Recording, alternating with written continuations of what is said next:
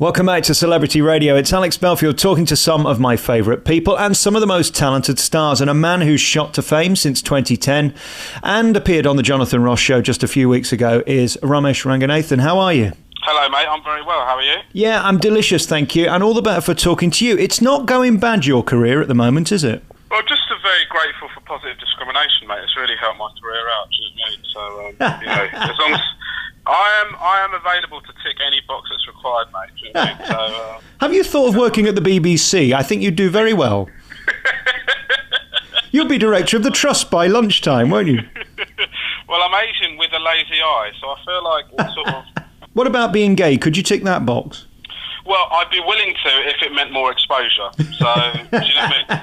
Whatever they need, mate. I'm not proud. Do you know what I mean? I'll do whatever. I did try it when I joined the BBC, but I couldn't stand being rejected by both sexes. It wasn't nice.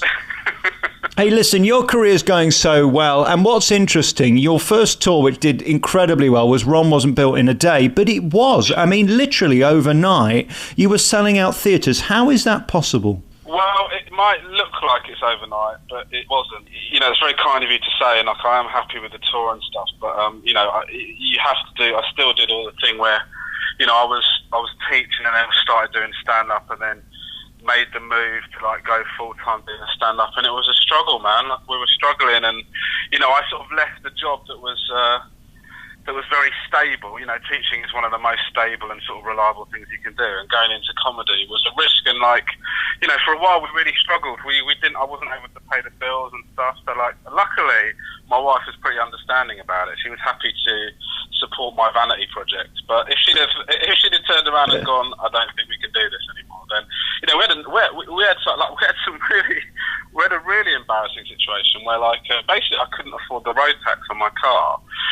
And because you know, I don't know if you know when you start out, you're doing 10-minute spots for nothing, right? Yeah. And then if the clubs like you, then they put you in for like 20 minutes, and then gradually you start to work your way up in the clubs and stuff, and start to make a bit more, you know. And then it's quite a slow process to get to a point where you're making enough money to make ends meet or whatever. I'm not saying that, you know, I'm not saying that it's the hardest thing in the world, but what I mean is it takes a while for you to get to that point. But you know, there's a point where I couldn't afford the road tax on the car, and I said to my wife, I'm going to try, I'll pay it as soon as I get some money. And came home one day, the car had been taken away. And then I phoned up, and they said, it's been impounded because you haven't paid your road tax. And I just couldn't afford to get it back. So I just had to say to my wife, we don't have a car anymore. I mean, it was pretty bad. But fortunately, even then, she didn't say, I think you should give up stand-up. So I've been lucky. But yeah, that's not to say I'm not happy with how it's going. You know, I'm grateful to be able to be in a situation where you can go on tour with your own show. I think is a blessing, man, and I'm really enjoying it. It's good. God, that sounded really. Oh God, that sounded like Oscar acceptance speech. No, I totally get what you mean, because it seems to me in comedy you're either it or you're nothing. There's very little in between now. You're either a club comic or you've got your own show doing a tour. There's no middle ground, is there? You're it or nothing. Well, I think it's a weird thing, because you know, the whole thing of stand-up comedy as a career in this country is a relatively new phenomenon. Do you know what I mean? And I think that it's sort of it's changed. It changes all the time, and I think that, you know, I think that, you know, you look at club comedy, and club comedy is so brilliant in this country, and like we've got loads of amazing comics, and but I think that the problem is that you know, when you have a recession or whatever, you know, going to see live comedy is a luxury, and so people don't do it, and especially when it's on TV and stuff, so people just don't do it. And then what happens is you just get a situation where live comedy, it sort of suffers.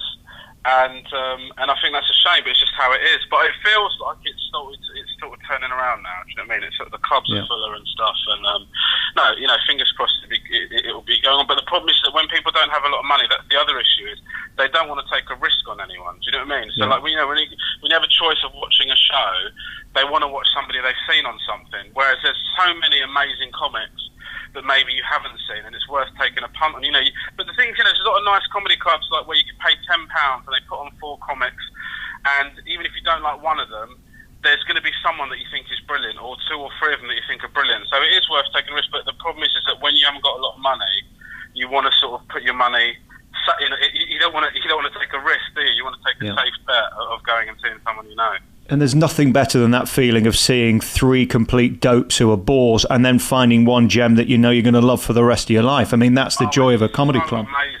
Yeah, it's so good, you know. And I think, like, you know, when I used to go and watch stand-up, I remember, like, I used to go to the Comedy Store a lot, and I remember going and watching it, and you know, it was Fred McCauley was comparing, Ricky Grover was opening, Addy van der Borg was in the middle, and Terry Alderson was closing. And that was a hell of a line, and I remember just being blown away. And I've followed those guys ever since, and I was like, you know, that was like one of my first nights there, but I'll never forget that night. It was like, I just couldn't believe that the people could make you laugh that much. I mean, and I'd only watched stand-up sort of on TV and an American stuff, and you know, I've watched other bits and pieces, but being actually in the room is just amazing. I don't think there's any substitute for going and watching comedy live.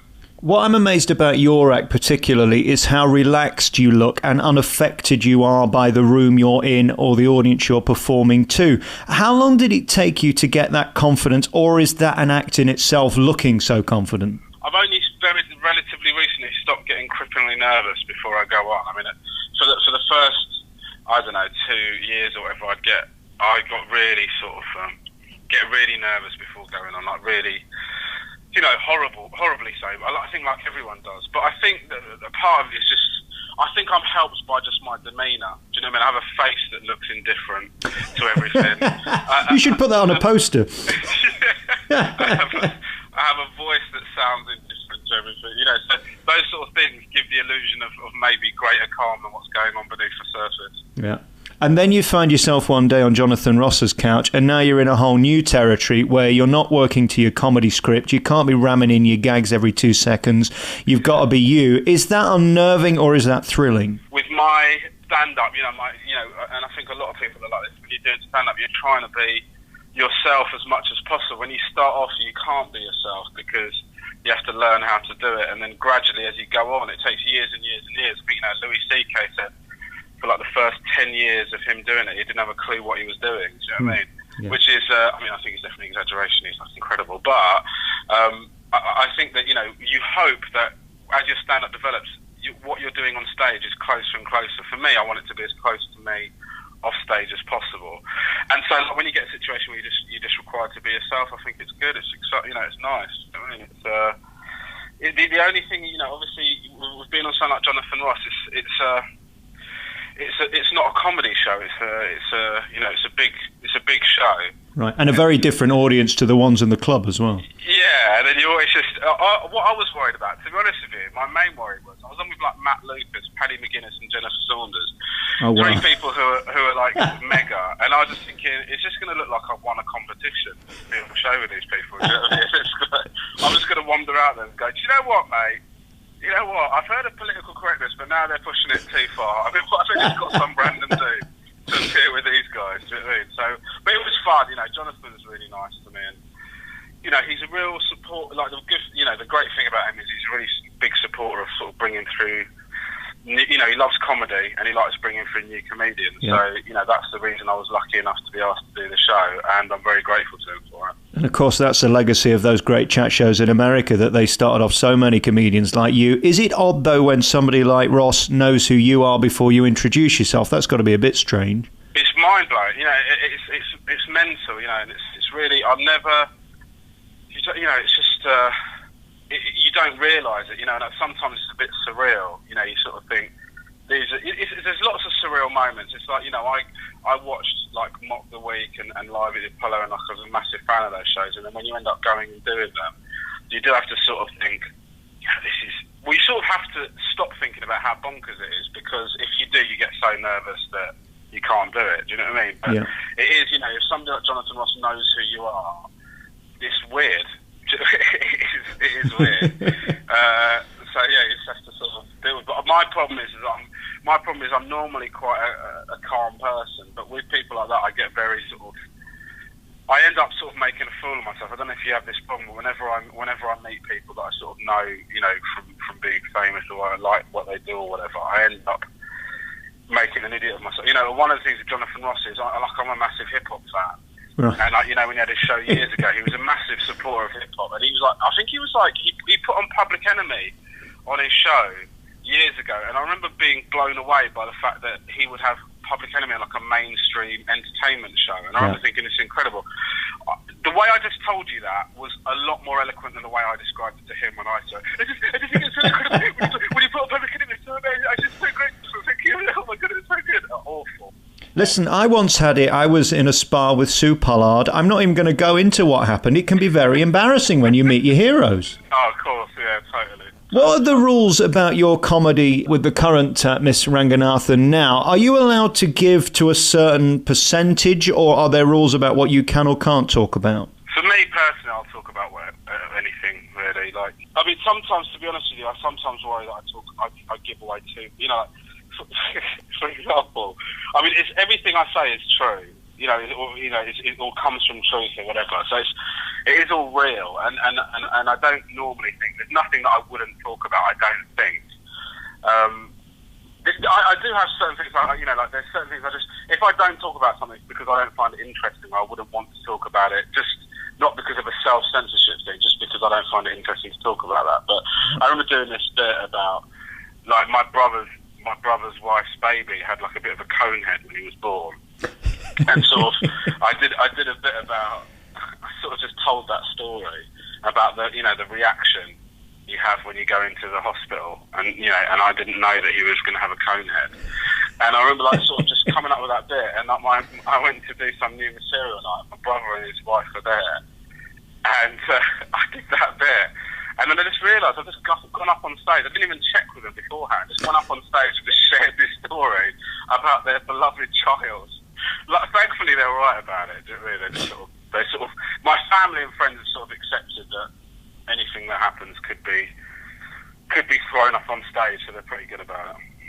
Do you worry that it could all end tomorrow, or do you now feel you can sit back and are almost guaranteed a career? Because show business can be brutal, can't it? Yeah, well, I don't think anyone ever feels in a position where they can sit back and they've made it or whatever, and I'm certainly nowhere near where I want to be. I mean, first thing I'd say is I'm not as good a comedian as I'd like to be. I want to be, my whole thing is, my main ambition has always been to be a touring comic. That's my ultimate thing, and everything I do is building towards that and hoping that I can be the best comic I can be.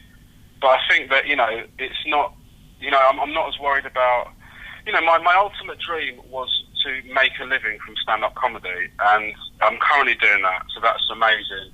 And as long as I can do that, I'll be really happy, and whether that be, doing telly, whether that be doing the clubs or whatever, it's just incredible. I love comedy, I love stand-up comedy, I always have done.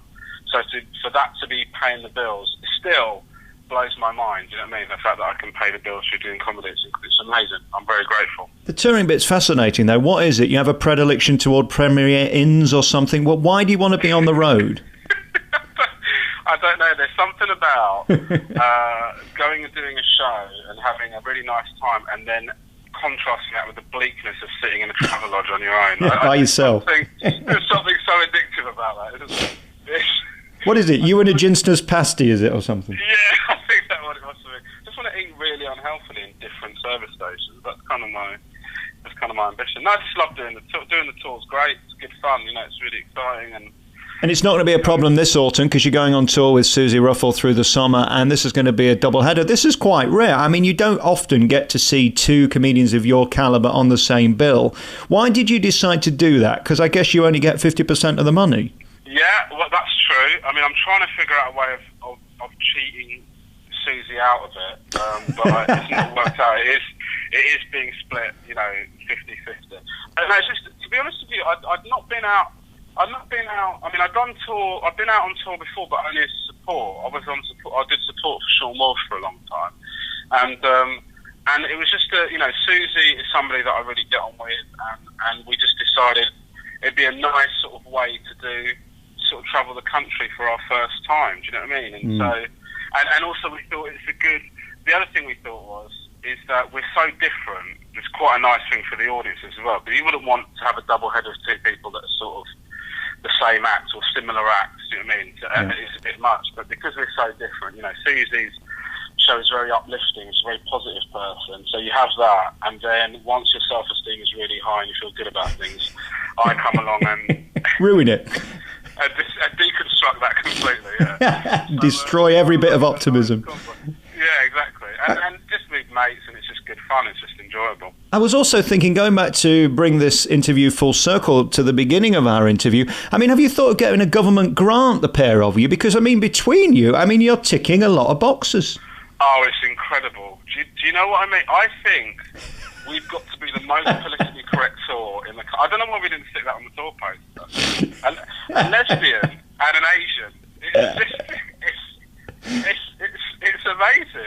It's just, I don't know. We just thought we could get the Guardian readers in. Do you know what I mean? I thought we could definitely. They're definitely going to support us. Do you know what I mean? It's it hadn't occurred to us, and when we put it together, we were like, this is amazing, man. Well, I can't wait to see you. There's not a box unticked. It's so good.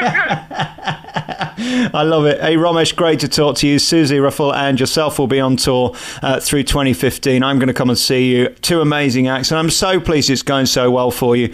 You dream of being spotted, you've been spotted, and now you're delivering. And I suppose that's all you can do. Keep knocking it out the park with your comedy, and you'll remain at the top. Well, I hope so. What I'm hoping is to get big enough that I can just be mediocre and just coast. You know, a lot of people want to get better and better, but I just sort of think, you know what? All right, Thanks so much. Romesh Ranganathan is our special guest today. He's on tour with Susie Ruffle. Just give us your address so we can get to the website and book tickets. What's the website? Well, it's romeshranganathan.com, which is an unfortunate website address, isn't it? So yeah, I think we could find something a little bit more ring-a-ding-ding than that, to be honest. How about rang.com or something, or even just ramesh.com?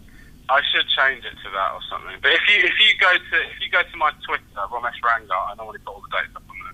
Shall I spell it for the hard of thinking, or shall we let them just Google it? No, you go for it. I mean, I want to see you do it. Okay, capital ROMESH, capital RANGANATHAN. Is that right? You've absolutely smashed that, mate. Tell you what, not doing bad.